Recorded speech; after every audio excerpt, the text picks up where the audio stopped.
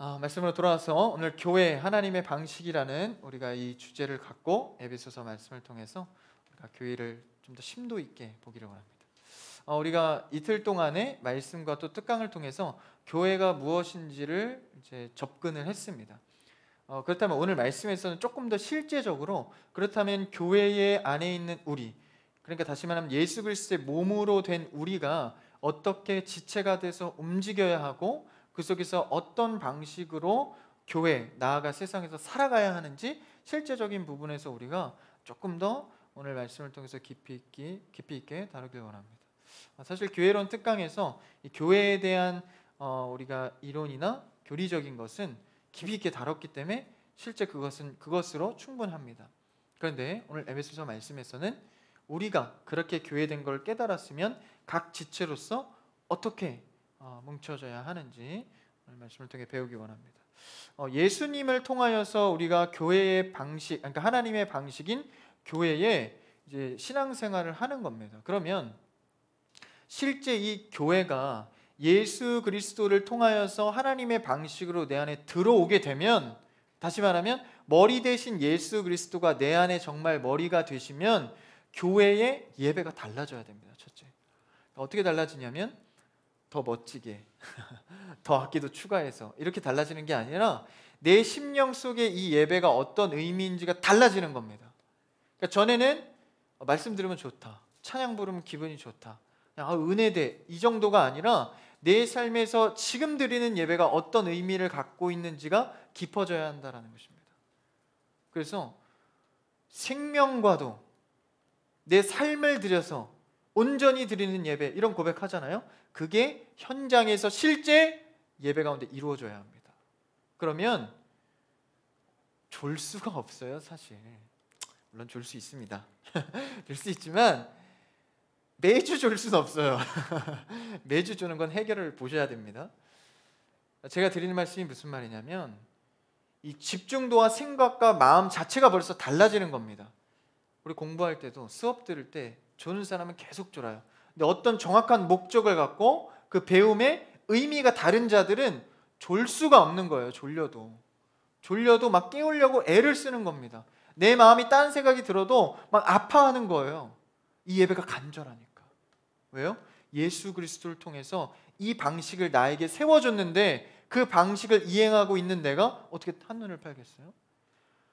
여러분, 오늘 말씀을 통하여서 하나님의 방식인 예배와 교회가 살아나기를 축복합니다. 살아나야 합니다. 제가 청년들을 대하면서 지금도 잘 모르겠어요.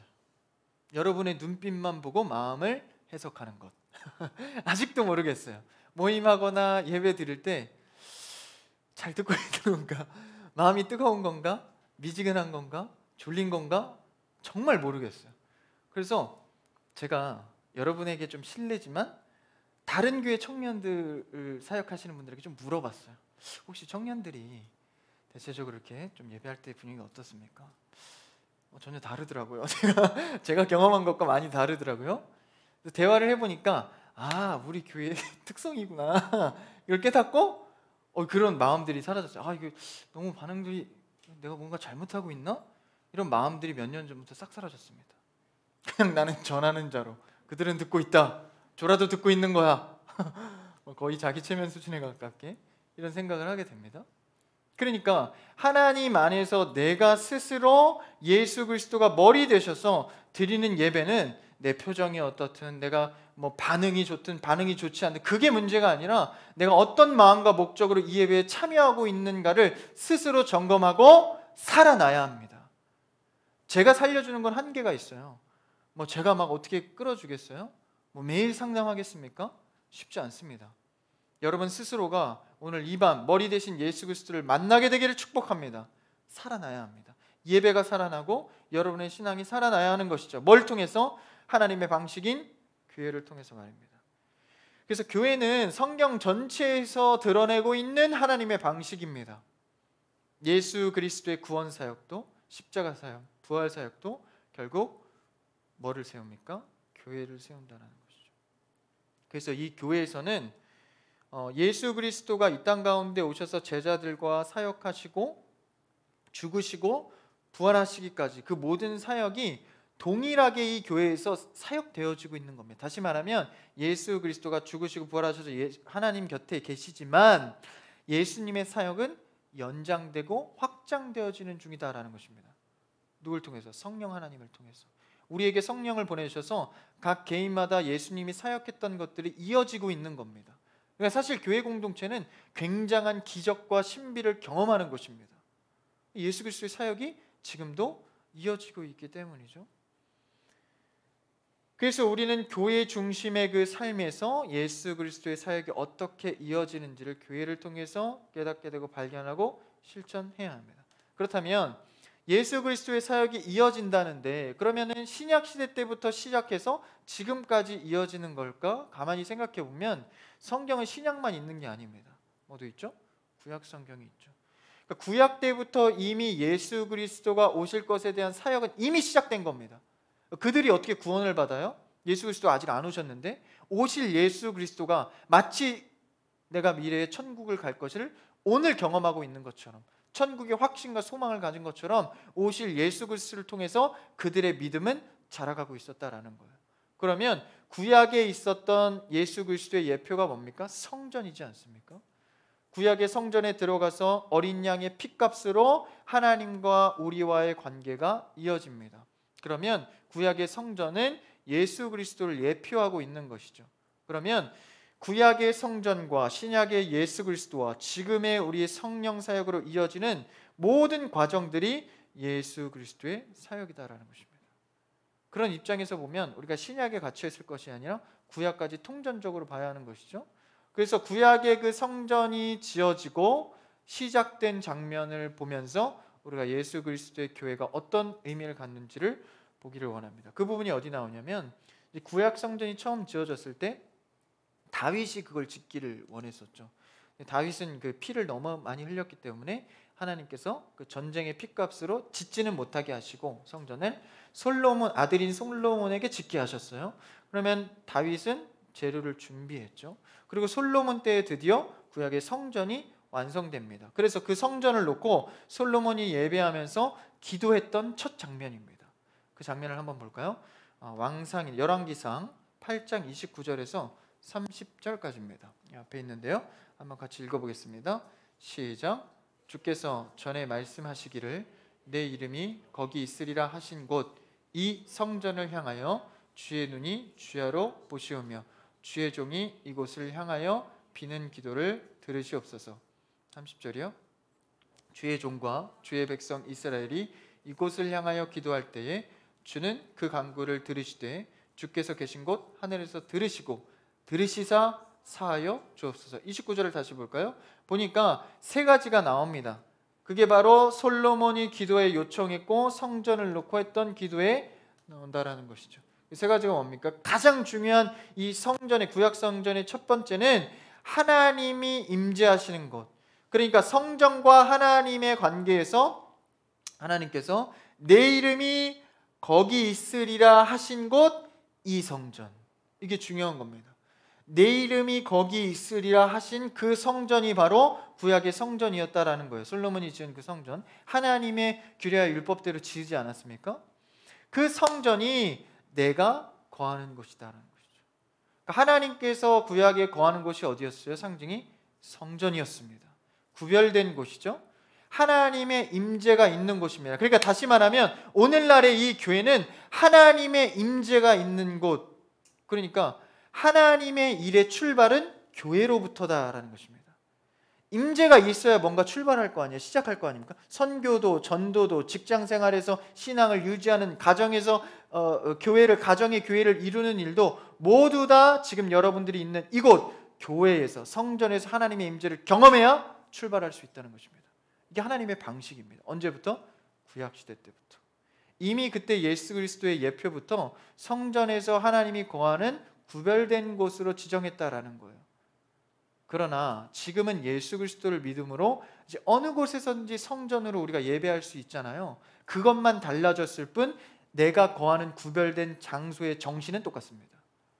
그러니까 하나님은 구별된 곳에 계신다라는 거예요. 편만하신다. 하나님은 어디에나 계시지 않습니까? 맞아요. 근데 예배하여서 구별되어서 하나님이 일을 시작하시는 곳을 말하는 겁니다. 성전, 하나님의 임재가 있는 곳이죠. 그래서요, 우리는 하나님께 그 성전 솔로몬이 뭐라고 기도하죠? 그들의 기도를 들어주십시오. 우리의 기도를 들어주십시오. 나의 기도를 들어주십시오. 이게 뭡니까? 지금 하나님의 임재를 성전에서 기대하고 있는 겁니다. 그게 하나님의 방식이니까, 솔로몬에게 알려줬으니까 성전에 임하겠다.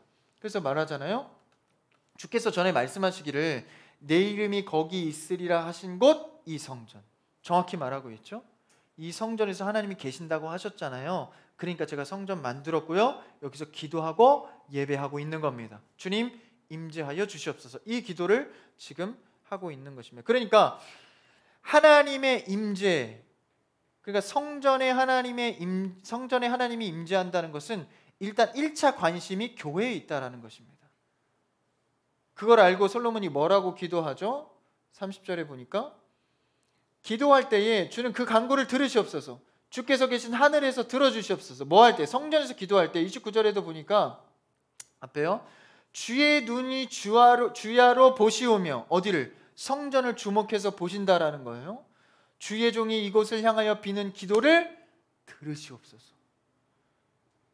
거하는 곳에 하나님께서 주야로 보시고 뭘 들으세요? 기도를 들으신다는 거예요. 그러니까 구별된 곳에서 구별된 자들이 기도하는 것은 하나님께서 1차 주목하시는 곳이다라는 겁니다. 그러니까 하나님의 방식인 교회 안에서 기도하는 것은 의미가 좀 다릅니다. 여기서 조금만 핀트가 벗어나도 율법주의로 빠져요. 무조건 교회에서만 기도해야 돼, 이런 얘기를 하는 게 아니라 첫 스텝이 이게 돼야 된다는 것입니다. 성전에서 먼저 은혜 받는 여러분 되기를 축복합니다. 그래서 내 이름이 거기 있으리라 하신 그 성전, 그러니까 우리는요, 하나님의 임재를 교회 안에서 갈망하는 훈련을 해야 합니다. 어디서든지 하나님의 임재를 갈망하려면 먼저 1차적으로 교회에서 하나님의 임재를 갈망하여 받아야 한다는 거예요. 교회 안에서 은혜 받지 않고 다른 곳에서 1차적으로 은혜 받는 것은 성경적이지 않습니다. 언제부터? 구약 때부터, 신약 때부터 성령 하나님을 통해서 지금까지도 1차 은혜의 공급원은 교회가 되어야 합니다. 그게 바로 하나님께서 제정하신 방법입니다. 그래서요, 하나님의 임재를 갈망하는 것 굉장히 중요한데, 다윗도 주를 굉장히 많이 갈망했죠. 한번 그 대목을 읽어볼까요? 시편에서 주를 갈망한다는 표현이 딱 2번 나옵니다. 다윗이 고백한 건데 42편과 63편에 나오는데 2절을 한번 읽어. 앞에 있습니다. 시작. 하나님 곧 생존하시는 갈망하나니. 그 다음 절이요. 시작. 하나님이여 주는 나의 하나님이시라. 내가 간절히 주를 찰 때 물이 없어 마르고 공핍한 땅에서 내 영혼이 주를 갈망하며 내 육체가 주를 앙모하나이다. 앞에 절 볼까요? 느낌이 비슷하죠. 갈망하는데 어느 때요? 어느 때에 나아가서 하나님 앞에 배웠고, 그러니까 지금 뭔가 간절함이 있습니다. 그리고 다음 절에 보니까 뭔가 곰핍하고 갈망하는 가운데 주를 앙모하, 내 육체가 뭔가 힘듦이 있어요. 그러니까 다윗이 지금 42편과 63편은요 둘 다 다른 상황입니다. 첫 번째는 사울, 그리고 두 번째는 자기 아들한테 죽임을 당하려는 2가지 상황이에요. 거기서 둘 다 어떤 똑같은 고백을 하죠? 상황은 다른데 주를 갈망합니다. 그러니까 하나님의 임재를 갈망하는 거예요. 하나님 나에게 일단 내 문제와 뭐 힘든가 이런 어떤 상황에서 일단 먼저 뭐 해야 돼요? 하나님 나에게 임재하여 주시옵소서. 이 말은 뭐예요? 머리 대신 예수 그리스도 이 교회 안에서 하나님이 임재하실 거기 때문에 그걸 나한테 부어달라는 거예요. 그럼 어떻게 됩니까? 내 생각과 내가 고민하던 문제와 여러 가지 것들이 일단 하나님의 시선으로 덮입니다. 내가 먼저 어떤 시선으로 문제를 바라봐야 할지 하나님 입장에서 볼 수 있도록 하나님 임재가 나에게 임하여 달라는 갈망을 하고 있는 것이죠. 그래서 구약의 성전의 개념과 정신이 회복할 부분이 뭡니까? 하나님 이 교회에서 나에게 임재하여 주시옵소서. 이 밤 기도할 때 하나님의 임재를 갈망하는 여러분 되기를 축복합니다. 그러니까 하나님의 임재를 갈망해야 돼요. 주님 나에게 와주시옵소서. 제가 정말 좋아하는 찬양의 가사인데요, 제가 읽어볼게요. 주님 내가 주의 장막을 사모합니다. 오직 주의 임재를 갈망합니다.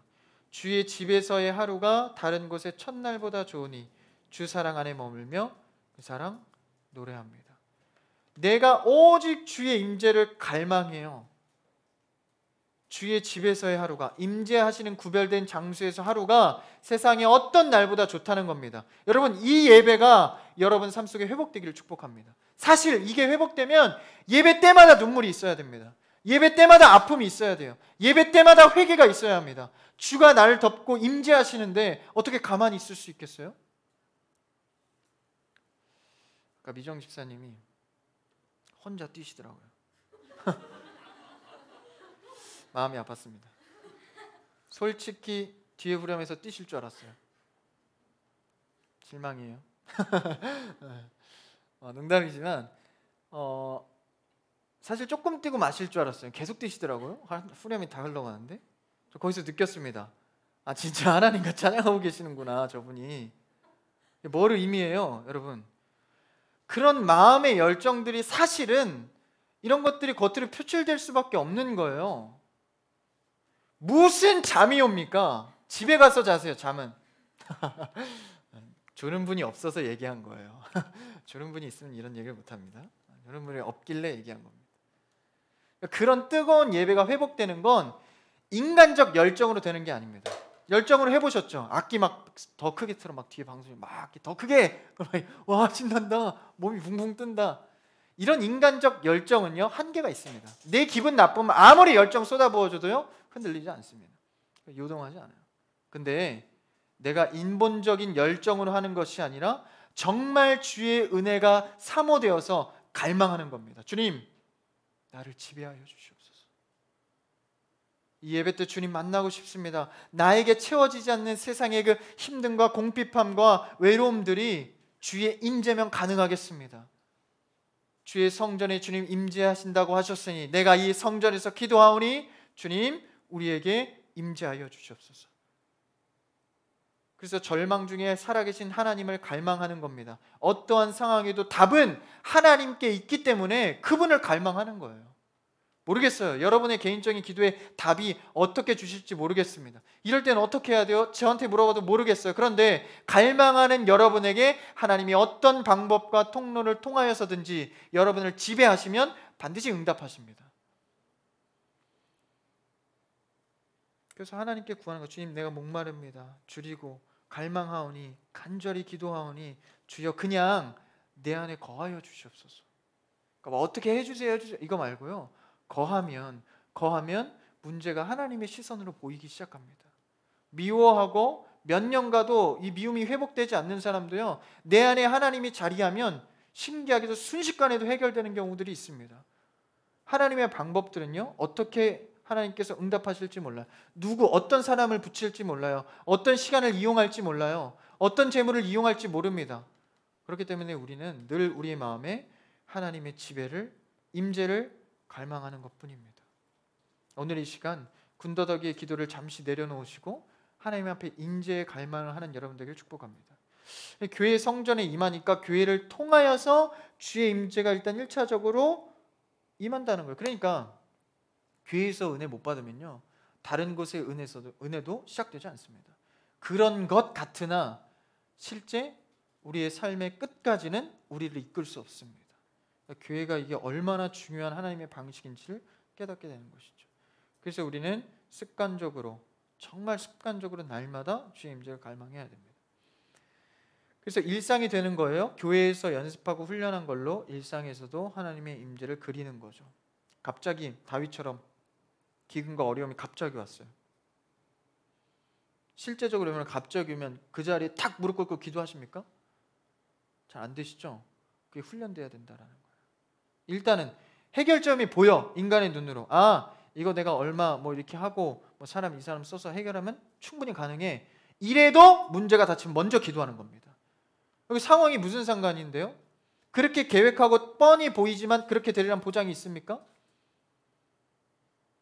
그렇게 뻔한 일 앞에서도 우리는 기도할 수 있어야 한다는 것이죠. 그게 날마다 임재를 갈망하는 성도의 모습입니다. 그래서 예배 속에서 그런 임재를 갈망하며 나아갑니다. 그 다음 두 번째가 뭐였어요? 주야로 보신다. 주야로 보신다고 하나님께서 주야로 보시기를 원합니다. 이 성전을 지어놓고 솔로몬이 고백하는 거죠. 그러니까 하나님은 절대적인 자신의 계획으로 하신 일을, 하나님께서 하신 일을 교회를 통해서 보신다라는 거예요. 주목하고 있다라는 거예요. 그러니까 하나님께서 하실 일은요, 뭐 교회만 통해서 일하겠어요? 자연을 통해서도 일하고 수많은 일을 하잖아요. 근데 주야로 주목한다는 표현을 했어요. 그게 뭡니까?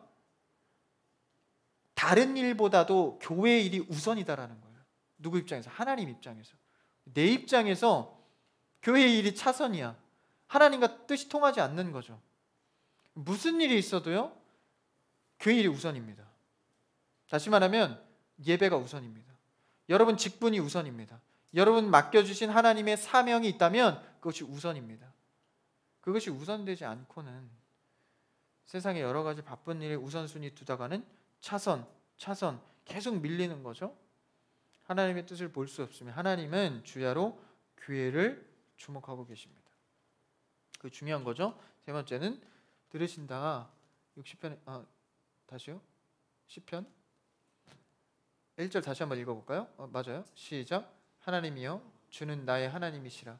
내가 간절히 주를 찾되 물이 없어 마르고 곤비판 땅에서 내 영혼이 주를 갈망하며 내 육체가 주를 앙모하나이다. 계속해서 들으시는 거예요. 그리고 앞절에서요, 뭐라 그래? 이 기도도 내가 어느 때까지 나가서 하나님 앞에 배울고 계속 갈망하는 뭐라는 거예요? 기도하는 겁니다. 뭐 할 때까지? 들으신다라는 거예요. 그 성전을 지어놓고 들으실 것을 기대하면서 기도하고 있는 거죠. 여러분, 하나님께서는 성전에서 하는 기도를 들으십니다.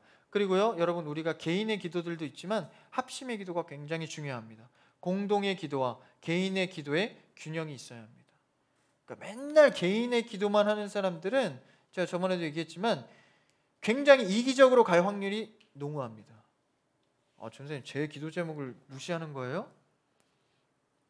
개인의 기도 제목 열심히 해야죠. 근데 공동의 기도 제목도 균형 있게 해야 합니다. 왜? 검증을 받아야 합니다. 공동의 기도 제목을 통해서 내 기도 제목도 돌아봐야 하는 거예요.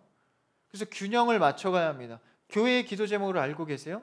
뭐 기도하고 있어요 요새? 교회 기도 제목? 청년부 기도 제목 알고 계십니까? 뭐 기도하고 계세요? 그것이 내 개인의 기도 제목과 같이 가야 한다는 거예요. 검증받고 하나님의 뜻이 무엇일까? 교회에 주목하고 계시기 때문에 교회 공동의 기도 제목을 하나님이 일하신다라는 거예요. 그 속에 나도 가야 될 거 아니야, 함께. 그러니까 개인과 공동의 기도 제목이 함께 분위기가 흘러가야 한다라는 겁니다. 막 전혀 다른 기도하고 있어. 공동의 제목과 동떨어진 기도하고 있어요. 안 맞다라는 거예요. 기도 제목을 여러분들이 균형 있게 수정해 가기를 바랍니다. 그래서 하나님께서 들으시는 기도, 교회를 통해서 이루어지기를 바랍니다. 그래서 이 구약의 성전에서 처음에 성전이 지어지고 성전의 특성으로 솔로몬이 기도한 제목으로 우리가 볼 수 있는 겁니다. 이게 뭐예요? 예수 그리스도의 예표적 성전에서 지금 기도하고 있는 겁니다. 그러면 우리가 본문으로 돌아와서 에베소서 2장 20절에서 22절에 보니까 21절에 뭐가 나왔죠? 성전, 주 안에서 성전이 되어가고, 그 다음에 20절에서 가보면 너희는 사도들과 선지자들의 터 위에 세우심을 받았다. 그러니까 교회가 새롭게 이제 예수 그리스도를 통해서 새로운 성전이 세워지는데 그 터가 뭐래요? 사도들과 선지자들 터에. 이거 사도들과 선지자들 뭐예요? 사도는 신약, 선지자는 어디? 구약. 그 구약의 터 위에 세워졌다라는 것입니다. 그러니까 이 성전의 의미가 뭐예요? 옛 구약의 정신을 터 삼아서 새 교회가 지어지는 겁니다. 무너져야 하리라, 다시 세우리라. 터가 같은 거예요. 그 터 위에, 구약의 터, 그러니까 예수님께서 율법을 폐하러 오신 게 아니라 완성해서 우리에게 주시잖아요. 그것처럼 구약의 성전의 정신을 갖고 하나님의 임재와 주님께서 기도를 들으시는 특별히 구별된 이곳에서 그 터 위에 새로운 교회를 세우신 겁니다. 정신은 같은 거예요. 이곳에서 하나님의 임재를 구하고 들으시는 기도하시기를 축복합니다. 그래서 이게 구약에서부터 신약에서부터 지금까지 21절에 보니까 오늘 본문에 계속 왔다 갔다 하죠. 21절 보니까 서로 주 안에서 성전이 되어가고, 현재 진행형을 썼어요. 되어가고, 이 되어가고가 지금까지 계속되고 있는 겁니다. 되어가고 22절에 지어져 가느니라, 이것도 현재 진행형이에요. 둘 다 현재 진행형을 쓰고 있거든요. 그러니까 지금까지도 지어져 간다라는 거예요. 완성이 되는 게 아닙니다. 완성은 예수 그리스도 다시 오실 때 완벽한 그곳. 그러면 그때까지 뭐 하는 거예요? 계속 공사 중이에요. 여러분, 우리의 신앙도요, 완성이 없습니다. 사실 온전을 향해서, 표대를 향해서 달려가는 것뿐이지 완성이 없어요. 완성이 없는데 누가 누구를 판단해요? 완성된 자만 판단할 수 있는 겁니다. 완성은 그 나라 가서 하는 거예요. 그러니까 우리는 표대를 향하여서 날마다 달려가는 거예요. 누가 어떻게 완성되어 가고 있는지도 모르는데 어떻게 서로 판단을 해요? 그러니까 누가 넘어지고 실수하면 무조건 끌어주는 겁니다. 그게 교회 정신이에요. 왜? 우리는 지어져 가고 있는 중이니까. 조금 더 지어졌다고 교만할 필요 없고, 덜 지어졌다고 실망할 필요도 없습니다. 누구나 지어져 가고 있기 때문입니다. 그래서요, 교회의 성전은 예수 그리스도를 통해서 계속 확장돼 가는 겁니다. 비가시적 교회가 말이죠. 배웠죠? 보이지 않는 그 무형의 교회, 교회의 개념이 날마다 확장되어 가고 있는 거예요. 그러니까 교회 안에 있는 우리 몸도 당연히 확장되어져 가고 있는 거죠. 그러니까 여러분은 다 공사 중입니다. 고백해 볼까요? 당신은 공사 중입니다. 당신은 공사 중입니다. 만들어져 가는 거예요. 인정하세요. 난 좀 그래도 신앙생활 좀 했는데, 웃기지 마십시오. 공사 중이에요. 다 공사 중이에요. 저도 마찬가지입니다. 저 말씀 전하니까 탁월할 것 같아요. 천만에요. 여러분을 보고 도전받을 때가 한두 번이 아닙니다. 야, 난 멀었다. 난 멀었다. 신실한 자들 볼 때면 그런 마음들이, 왜? 우리는 공사 중, 만들어져 가니까. 그래서요, 기대감이 있는 겁니다. 만들어져 가니까 재미가 있잖아요. 넘어졌다, 미끄러졌다, 삐졌다, 다시 했다, 세워졌다. 얼마나 흥미롭어요. 기대가 돼요. 기대가. 그렇죠? 우리의 신앙은 기대감이 있는 신앙입니다. 만들어져 가니까. 그러니까 사실 하나님, 예수님도 제자들 세워놓고 막 제자들 완전 난장판이잖아요. 막 이랬다 저랬다, 막 좋았다 싫었다, 도망갔다 배신했다, 그죠? 근데 사실 예수님은 이상하리만큼 그들을 꾸준히 끌고 가시거든요. 그랬던 이유가 여기 있는 겁니다. 계속 만들어가는 중이라는 인식을 갖고 있었던 거예요. 그래서 저도요, 청년들을 대하거나 영혼들을 대할 때 만들어가는 중이구나, 기대감이 되는 거예요. 자기 최면이 아닙니다. 실수하고 너무 못하는데도 기대된다. 자기 최면을 하고 있는 게 아니라 실제 기대를 하는 겁니다. 어떻게 만들어져 갈까? 5년, 10년이 지나도 안 되는 경우가 있어요. 잘 안 세워져요. 근데도 기대를 하는 겁니다. 누구처럼? 예수님처럼. 그게 교회이기 때문에. 그래서 건축으로 비유를 하잖아요. 오늘 말씀에서 지어져감. 그래서 우리 교회도요, 건물적인 교회도 사실 목사님이 여러 번 말씀하셨지만 처음 시작부터 부실이었어요. 지금은 거의 완벽합니다. 그때에 비하면. 그때는 비만 오면 거의 공포 영화야. 벽이 막 물이 그냥 폭포수처럼 새. 거의 그냥 조경이에요. 조경. 와, 비가. 그러면 막 그냥 동네에 있던 청년들 다 와가지고 막 비 다 막 닦고 그랬거든요. 저는 막 전기도 오르고 아주 난리였어요. 비가 하도 새가지고. 근데 공사하고 고치고 이렇게 지어져 가는 거예요. 건물도 이렇게 지어져 가잖아요. 고치면서. 마찬가지로 교회 안에 있는 이 지체들, 성도들도 똑같다라는 겁니다. 지어져 가는 겁니다. 우리가 뒤를 돌아보거나 과거를 돌아보면 정말 은혜될 때가 많아요. 그렇죠? 우리 청년부도요, 제가 처음에 들어왔을 때만 해도 정말 무서웠습니다. 다들 지금보다 훨씬 무서웠어요. 지금은 너무 좋아요. 제가 어떻게 해야 될지를 몰라서 1년 동안 너무 힘들었어요. 기도하면서 어떻게 해야 될지. 주님께 묻고 또 해보고 안 되면 또 해보고. 지금은 제가 너무 행복합니다. 목자들 사랑해요? 사랑합니다. 목자들 세워준 것만 해도 저는 너무 감사해요. 날마다 즐거워. 얘기가 좀 센 것 같아요. 어쨌든 우리 이 지체들은 하나 되어서 지어져 가고 만들어 간다라는 거예요. 근데 원래는 어땠는데요? 19절, 오늘 말씀에서 읽진 않았지만 바로 전절이에요. 바로 전절 19절에 이렇게 말하고 있습니다. 한번 읽어볼까요? 시작. 그러므로 이제부터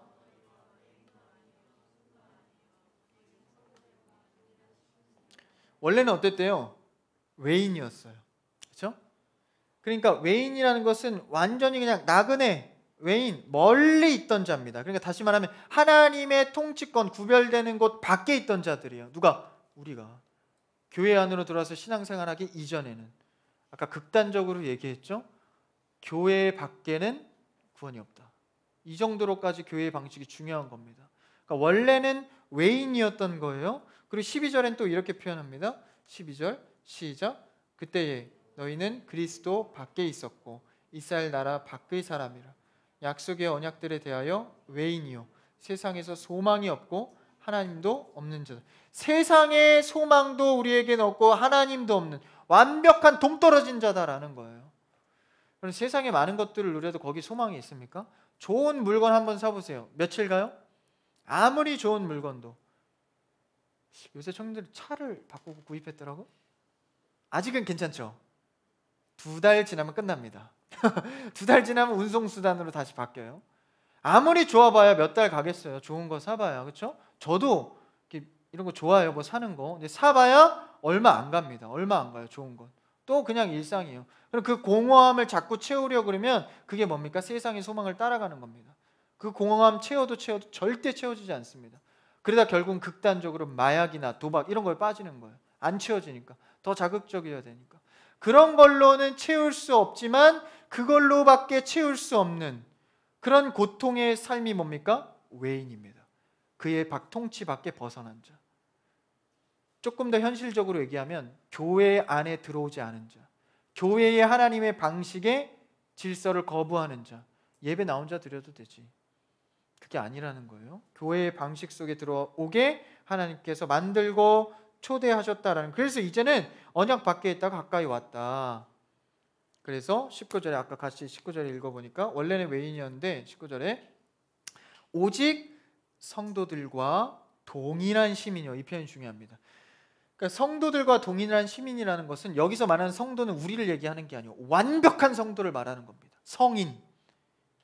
그러니까 예수님께서 인정할 수밖에 없는 예수 그리스도의 피값으로 완전해진 그 의인의 형태. 그걸 말하는 거예요.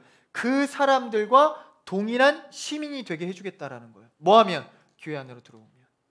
교회 안으로 들어오면. 그러니까 이 교회 시스템이 너무 좋은 겁니다. 그 그리스도 안에 있는 자들로 교회 안에 포함시켜 준다라는 거예요. 그런데 여기서 중요한 것은 교회에 출석하는 걸 말하는 게 아닙니다. 교회 입교인이 돼서 실제 하나님의 임재를 이 안에서 경험한 자를 말하는 겁니다. 그러니까 우리가 하나님의 임재를 구해야 하는 거예요. 여러분 은사로 하고 있습니까? 직분으로 일하고 있어요? 그보다 더 앞서는 소명의 임재를 받으시기를 축복합니다. 하나님께서 나를 이곳에 부르셨다는 그 소명. 그것이 해결돼야 되는 거예요. 여러분 은사로만 봉사하면 거의 2년 안에 지칩니다. 직분으로 하면 조금 더 오래 가겠죠? 힘이 납니다. 그 앞에 뭐를 해결해야 돼요? 하나님이 나를 이 직분과 은사에 부르셨구나의 확고한 믿음이 있어야 합니다. 그러한 자는 오직 성도들과 동일한 시민이 되는 겁니다. 완벽한 그 성도의 모습과 동일시 여겨주는 거예요. 내가 죄가 얼마나 있든 과 상관없이. 그리고 또 어떻게 해요? 더 직접적인 표현. 하나님의 권속이라. 권속은 좀 어려운데 무슨 말일까요? 가족이라는 거예요. 한마디로. 자녀다. 이거 아까 우리 했죠. 하나님의 자녀는 자녀의 목적은 뭐예요? 영생. 하나님의 자녀가 된다는 것은 영생을 누리는 자다라는 거예요. 다시 말하면 우리의 삶의 문제에 있어서 가장 중요한 게 뭐예요? 생명이죠. 집에 불 나면 뭐 들고 나와요? 나부터 나와야지. 뭘 들고 나와요? 사람, 자녀, 엄마 아빠부터 챙겨야 될 거예요. 사람, 그죠? 집에 불이 나보면 아는 거예요. 아, 생명이 제일 중요하구나. 그때 뭐 아이폰 챙기고 맥북 챙기고 이거 200만 원인데 챙기고 이러고 있을 거예요? 아니에요. 생명이 제일 중요합니다. 그걸 누가 받아요? 하나님의 권속, 자녀가 받는 겁니다. 제일 중요한 거 해결해 줬으니까 실제 우리의 삶에서 괴로움과 곤고와 힘듦의 문제가 사실 덮이는 거예요. 부수적인 것만 남는 겁니다. 그래서 자유하게 살아갈 수 있는 겁니다. 얽매이지 않고. 왜냐하면 영생을 약속받은 하나님의 자녀니까 어디에도 건속되는 게 하나님의 건속 안에 들어가는 겁니다. 그러면 부수적인 거엔 우리가 자유하게 살아갈 수 있는 거죠. 여러분 물질과 세상에 매이지 않는 여러분들을 축복합니다.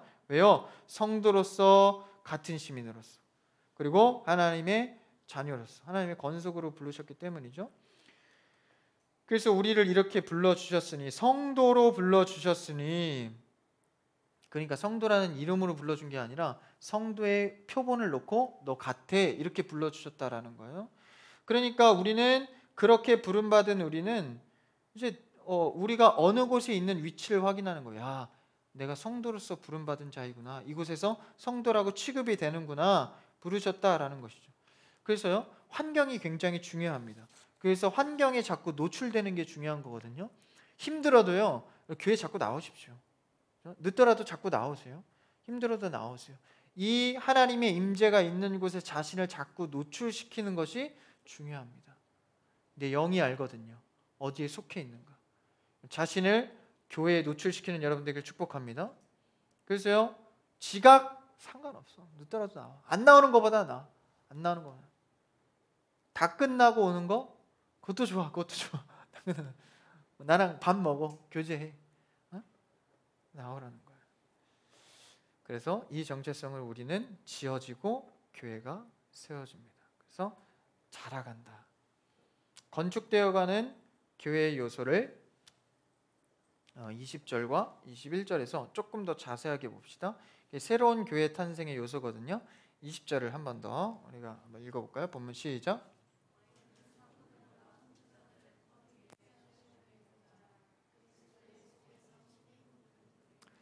자, 20절. 건축에 쓰이는 단어가 두 가지가 나오죠.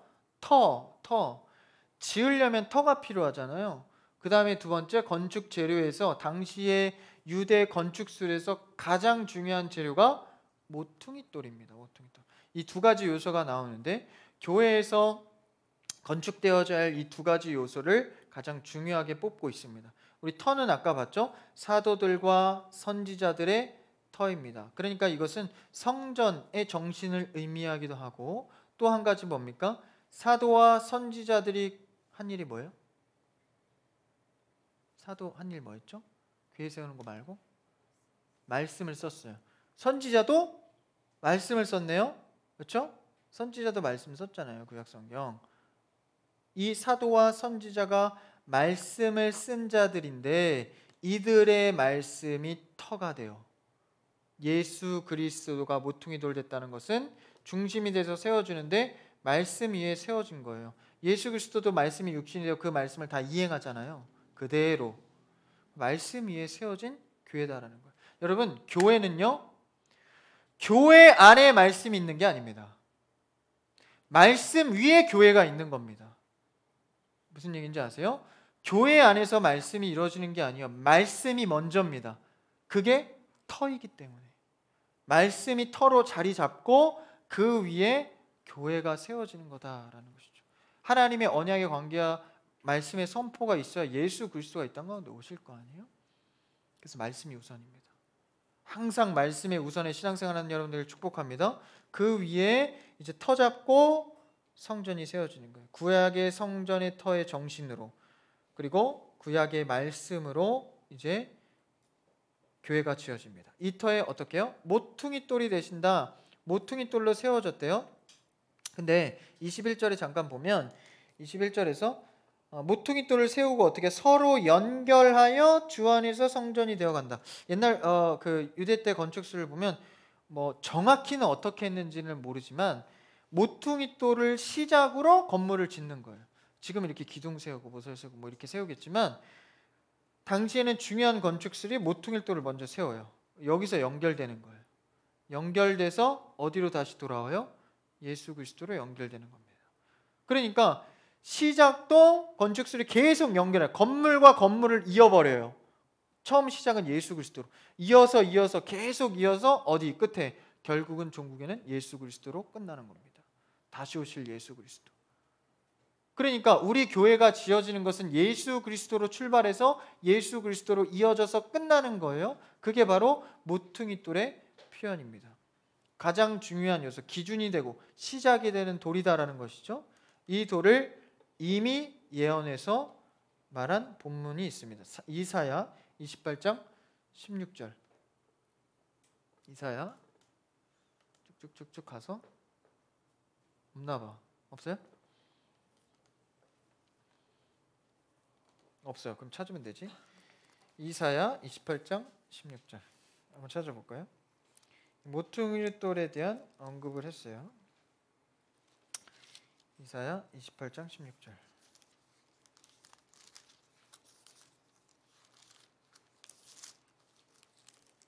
없어. 내가 안 줬나 보다. 그죠? 자, 읽어볼까요? 시작. 그러므로 주 여호와께서 이같이 이르시되 보라 내가 한 돌을 시온에 두어 기초를 삼아. 시온은 하나님의 임재를 상징합니다. 곧 시험한 돌이요 귀하고 견고한 기초돌이라. 그것을 믿는 이는 다급하게 되지 아니하리로다. 의지하는 거죠. 다급해지지 않는 거예요. 기초돌이 세워졌기 때문에. 허둥지둥해요. 아유, 기준이 어디야? 어디로 서야 돼? 무슨 일이 갑자기 발생했어. 어디를 의지해야 돼? 우리는 오직 예수 그리스도입니다. 오직 예수 그리스도가 모퉁이돌 된 거예요. 교회의 기준 되신 거죠. 또 언급하고 있는 말씀이 있어요. 시편 118편 22절. 이것도 안 줬나 봐. 그죠? 뒤에 걸 내가 안 줬네. 118편 22절. 여기도 돌이 나오죠. 제가 읽어볼게요. 건축자가 버린 돌이 집 모퉁이의 머릿돌이 되었나니. 건축자는 유대인들을 의미합니다. 이미 믿는 자, 실력 있는 자, 그들이 버린 돌이 예수 그리스도를 못 박았죠. 버린 돌이 이제는 집 모퉁이의 머릿돌이 되었다. 머릿돌이 되었다. 유대인들이 버렸던 그 돌, 하찮게 여겼던 그 돌, 그것이 새롭게 되어서 죽임을 당했지만 버려진 돌이었지만 우리의 기준이 되었다라는 것이죠. 사람들이 아무리 인정하지 않고 버림받은 돌이라 할지라도 우리에겐 그것이 모퉁이 돌입니다. 그것을 의지해야 되는 거예요. 세상은 버릴 수 있어요. 야, 그게 뭐 예수님 믿으면 뭐가 어떻게 되는데? 뭐 잘 되냐? 잘 돼? 그럼 나도 한번 믿어볼게. 이렇게 조롱하고 무시해도 우리는 버린 돌을 갖고 세상이 아무리 가치 없다 해도 그 돌이 우리의 기준이 되는 겁니다. 그렇죠? 그래서 건물마다 서로 연결되어지는 돌은 모퉁이 돌이 있어야 가능하다라는 거예요. 주 안에서 그것이 되어져 갑니다. 연결이 곧 성장입니다. 연결이 곧 부흥이에요. 다시 말하면 예수 그리스도로 나와 너가 한 명 한 명 이어지는 것이 곧 부흥이라는 거예요. 많이 모이는 것도 부흥일 수 있겠지만 실제 진짜 영적 부흥은 우리의 1대1의 관계들이 연결되어지는 겁니다. 그래서요, 말도 권면도 권징도 위로도 할 수 있어야 됩니다. 할 수 있으세요? 어렵죠. 관계가 안 되니까, 이어져 있지 않으니까. 여러분, 이어져야 합니다. 그래서 예배 안 나오면 전화해서 야, 우리 예배 나오자. 뭐라 하는 게 아니라 왜 나오자. 서로 이끌어줘야지. 이어져 있으니까. 무슨 말을 못해, 이어져 있는데. 그죠? 상처받게 하면 안 되겠죠? 이어져 있기 때문에 우리가 서로를 끌어줄 수 있는 거예요. 부담이 없는 겁니다. 무슨 부담을 가져요? 서로가 하나님의 권속인데 막 영혼이 다 죽어가는데 뭐 그냥 가만히 있을 거예요? 방치할 겁니까? 이끌어줘야죠. 이어져 있는데 그 이어짐이 될 때 우리는 하나님의 역사를 보게 됩니다. 일하심을 보게 되는 거예요. 예수 그리스도가 그걸 원하셔서 연결시켜 가시는 겁니다. 신령한 지식도 좋고 새로운 깨달음도 다 좋습니다. 그런데 우리가 사람과, 그러니까 성도가 서로 연결되지 않으면 그건 성장 요소가 빠져버린 겁니다. 성장할 수가 없는 거예요. 여러분, 더욱 견고하게 연결되기를 축복합니다. 여기에 연결의 원어 단어를 보니까 물 셀 틈 없이 완벽하게 결합되다라는 뜻입니다. 퍼즐처럼. 그러니까 우리가 대충 그냥 친분으로나 그냥 대충 친한 사이로 연결되는 게 아니에요. 하나님의 권속으로, 다시 말하면 예수님의 피값으로 으깨져서 이어진 겁니다. 물 셀 틈 없이. 그죠? 얼마나 귀해요. 저는 이런 걸 묵상하면 너무 귀해요. 청년들이.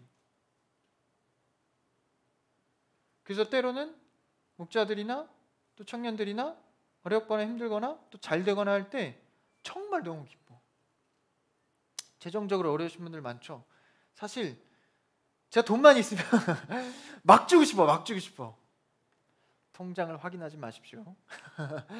진짜야, 막 주고 싶어. 때로는 진짜 주기도 해. 이 조선이 갑자기 왜 돈을 줘? 황당하지만 그 제 마음이에요. 왜? 연결되어 있는 것 속에서 그냥 이게 저절로 되는 거예요. 저절로 마음이. 여러분, 우린 연결로부터 부흥하게 되기를 축복합니다. 사람의 인원의 부흥도 좋고 재정적 부흥 다 좋습니다. 그런데 이음새 문제가 되지 않으면, 완전한 결합이 되지 않으면, 예수 그리스도로 우리가 뭉치지 않으면 우리에게 부흥의 소망은 없습니다. 예수 그리스도가 여러분도 저도 머리 되셔서 하나로 이어지기를 축복합니다. 정말 가족처럼, 권속처럼 서로 간섭하는 것이죠. 그래서 우리가 그러한 사역을 이어가기 위해서, 그럼 조금 더 실제적으로, 그럼 예수 그리스도가 성전 대신 구약도 신약도 오늘날도, 그러면 실제 예수 그리스도의 사역을 봐야 될 거 아니에요. 예수 그리스도의 모퉁이 돌이 되셔서 이어진다면 그분이 뭘 하셨는가를 알아야 이어질 거 아니에요. 우리 따라할 거 아니에요. 이어질 거 아니에요. 뭘 하셨는가를 마태복음 9장 35절에서 정확히 말해주고 있습니다. 한번 읽어볼까요? 예수님의 사역을 같이 시작.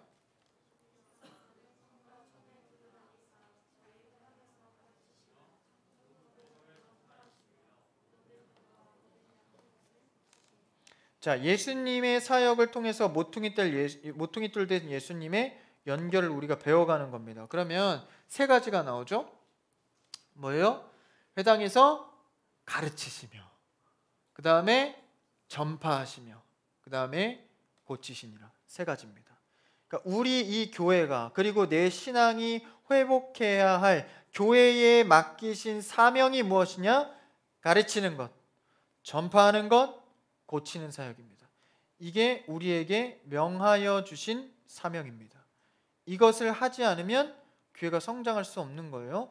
첫 사역 앞에 예수 그리스도께서 처음 사역하시면서 선포하신 게 있습니다. 마태복음 4장 23절 똑같습니다. 한번 읽어볼까요? 시작.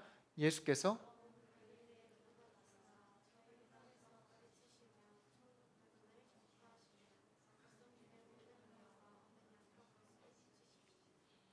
아까 말씀 PPT 하는 청년이 그러더라고. 이거 똑같은데요, 전사님? 맞아요. 똑같아요. 근데 4장과 9절이요. 처음과 그리고 산상수훈 끝나고 나서 마무리입니다. 처음과 끝에 할 일을 말하고 있어요. 가르치시며 전파하시며 고치신다. 이미 집중된 사역을 세 가지를 두 번이나 말하고 있죠. 그래서 예수님께서 이 두 내용은 같지만 의미는 다르게 어떻게요? 제자들을 통해서 교회 세우실 것을 염두하여서 말하고 있는 겁니다. 교회에 맡기신 사역. 그럼 처음을 볼까요? 가르치다. 원어의 디다스코예요. 그러니까 이 원어를 왜 말했냐면 이 가르치다는 우리가 이해하는 것은 내가 뭔가를 정보를 전달해서 습득해서 깨닫게 된다까지가 가르치다가 아닙니다. 원어의 디다스코의 의미로 보니까 반복하여 체득할 때까지. 반복하여 체득할 때까지. 체득하는 순간 어떻게 돼요? 나오는 거예요. 저절로. 체득이 됐으니까. 그러니까 우리가 뭐 공연할 때 여기서 내가 뭐 노래를 부른다. 그때 실제요. 여러분 연습량으로 공연을 하는 겁니다. 전생님 어떻게 알아요? 저도 음악 좀 해봤거든요. 연습량으로 공연하는 거예요. 그때 갑자기 무슨 없던 실력이 막 나와서 막 성령 충만해서 하는 겁니까? 성령은 그렇게 신비주의가 아니에요. 연습량에서 공연의 퀄리티는 나옵니다. 뭘 말하는 거예요?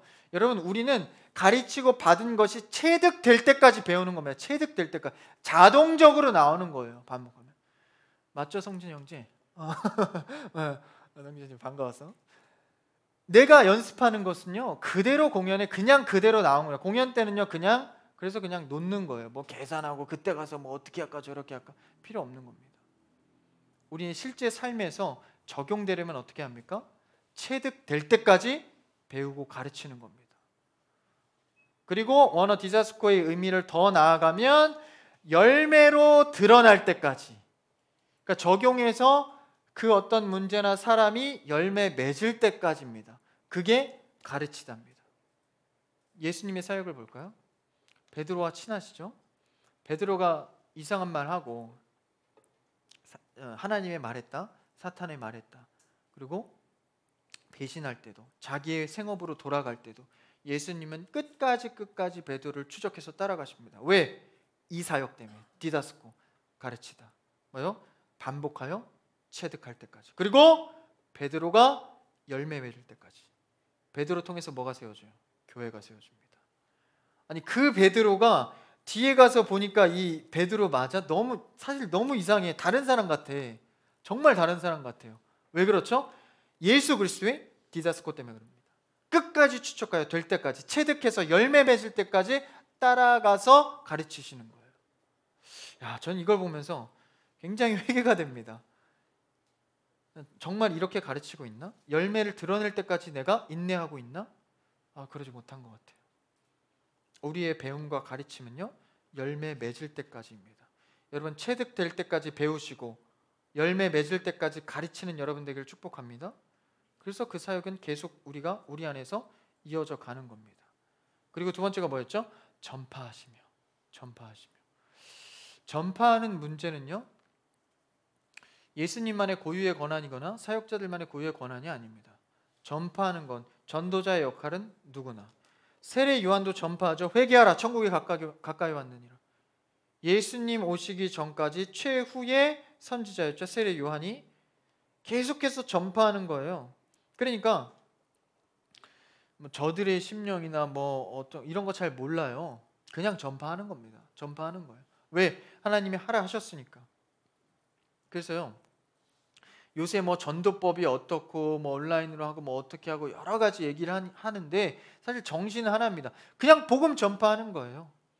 여러분 두려워하지 말고 복음을 전파하는 여러분 되길 축복합니다. 복음을 전하는 발걸음과 입술은 아름다운 거예요. 그냥 하면 그 나머지 일은 하나님이 해결하십니다. 두려운데요? 무서운데요? 괜찮아요. 그냥 하는 일만 하면 됩니다. 전파하시며 하는 겁니다. 전파하시며. 그 다음 세 번째가 뭐죠? 아주 중요합니다. 실제적인 사역, 고치시는 사역입니다.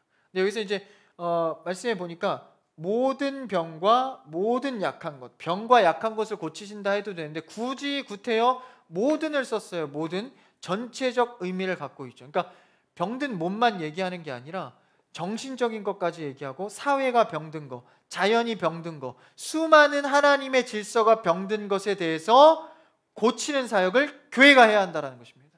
원래 이거 교회가 했던 거예요. 근데 문화라는 이름으로 경제라는 정치라는 수많은 산업의 이유로 여러 가지 갈래가 뻗어나가서 우리 교회의 역할이 약화되고 다시 좁아진 것 뿐이지 우리 이거 다시 확장해야 됩니다. 사회 전반에 자연의 문제, 사회 문제, 몸 아픈 거, 실제 정신 아픈 거 이런 거 다 사실 교회가 관장했거든요. 근데 어느덧 교회의 위치가 굉장히 축소되었죠. 그래서 여기서 모든 병과 모든 약한 것을 고치러 왔다는 거예요. 고치러 왔다. 예수님께서. 우리의 몸뿐만 아니라 마음과 영과 혼과 정신과 나아가 우리의 사회 문제까지 병들어 있는 어느 곳까지 교회가 안 뻗치는 곳이 없는 겁니다. 왜? 예수님의 사역, 모퉁이 돌의 사역이 그랬으니까 우리가 그것을 이어져서 따라가는 거예요.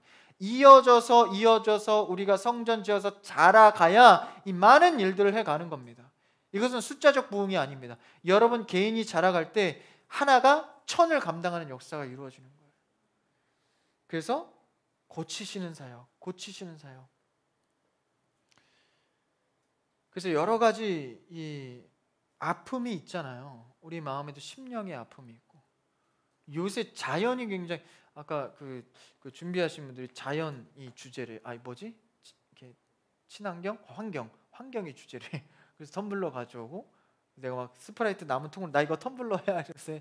근데 되게 멸시를 받았는데 어쨌든 그런 환경을 생각하는 것도 아까 내가 깜짝 놀랐어. 선원자매랑 농담하면서 같이 얘기하다가 저는 이 환경에 대한 걸 감당하겠습니다. 전사님이 영혼을 감당하세요. 이런데 되게 나는 영혼을 감당하고 자기는 환경을 감당하겠대.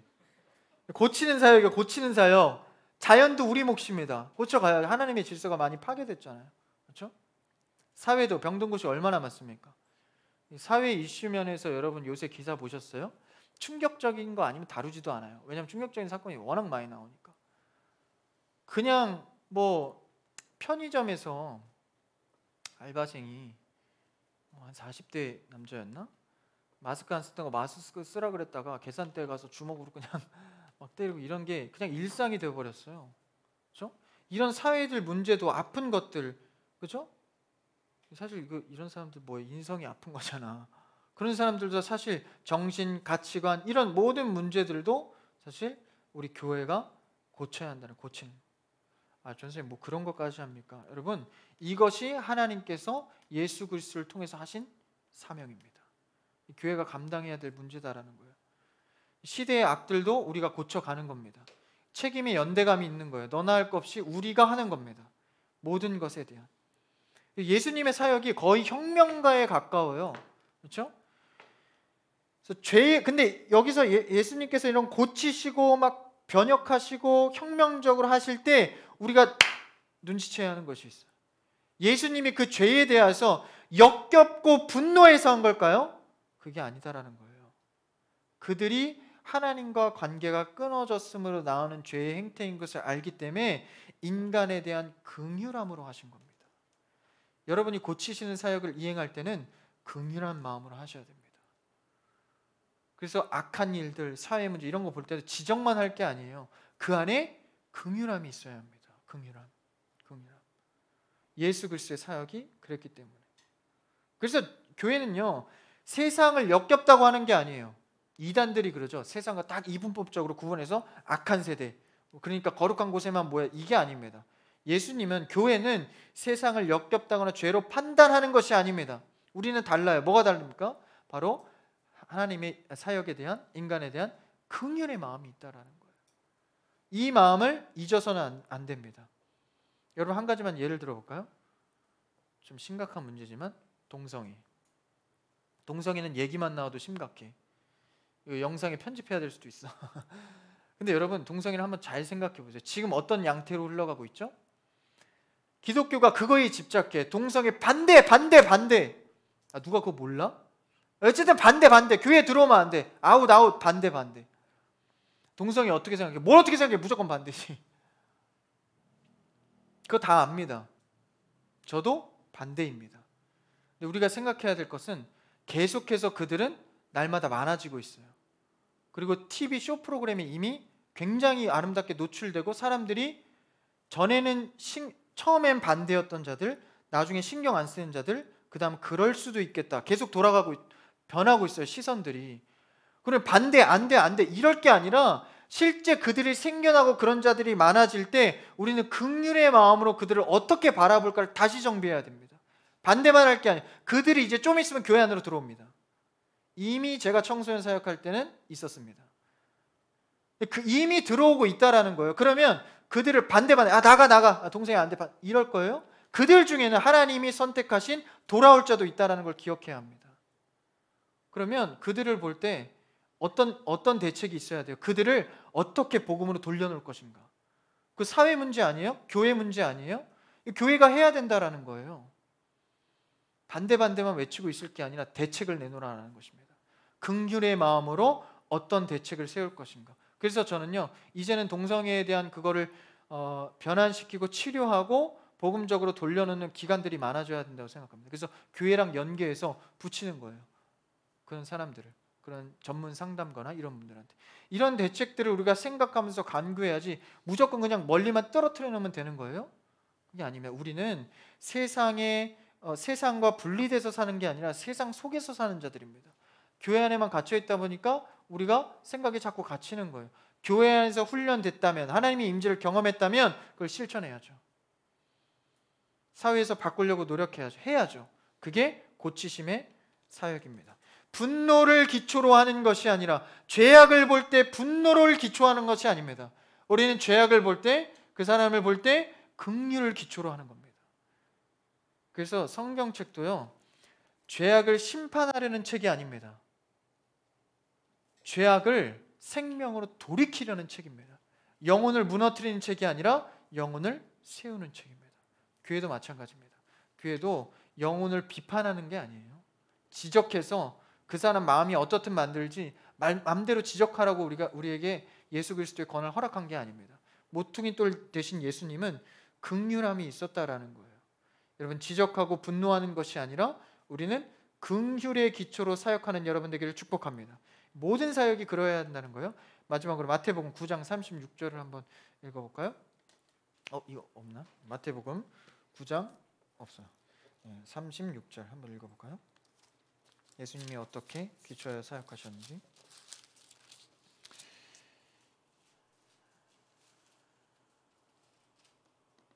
같이 읽어볼까요? 시작.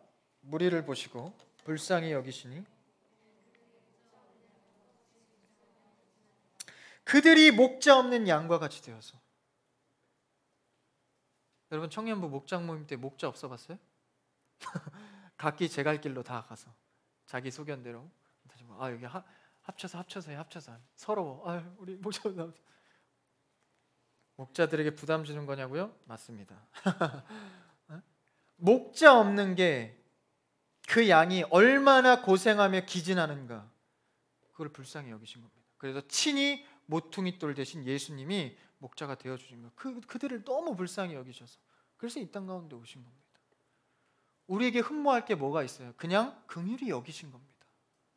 우리가 잘한 게 뭐 있어요? 예수님 믿는다고 좀 탁월하게 한 거 뭐 있어요? 그냥 잘한다고 교만해지기만 했지? 뭐 있습니까? 드러낼 거 없어요. 지금 여전히도 그렇습니다. 그러나 우리를 보시고 긍휼히 여기셨다는 거예요. 그런 우리를 보시고 그 긍휼한 마음이 여러분 안에 회복되기를 축복합니다.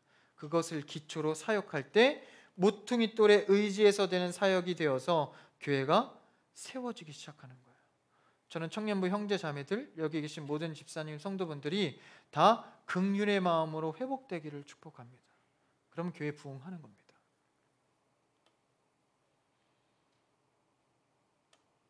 그래서 모퉁이돌 없이는 우리가 기준 없는, 목자 없는 양과 같이 세워지기 때문에 우리가 바라는 것은 하나님의 임재와 머리 되신 예수 그리스도를 날마다 갈망하는 겁니다.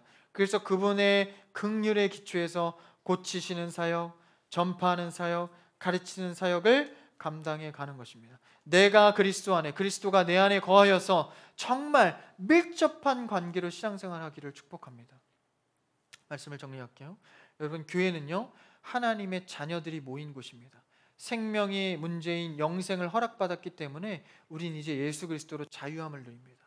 그 속에서 우리가 사역할 때는 가르치고 전파하고 고치는 사역을 놓치지 않고 서로 연결되어서, 정말 연결되어서, 저는 청년부 볼 때 정말 마음에 감동이 될 때가 너무 많아요.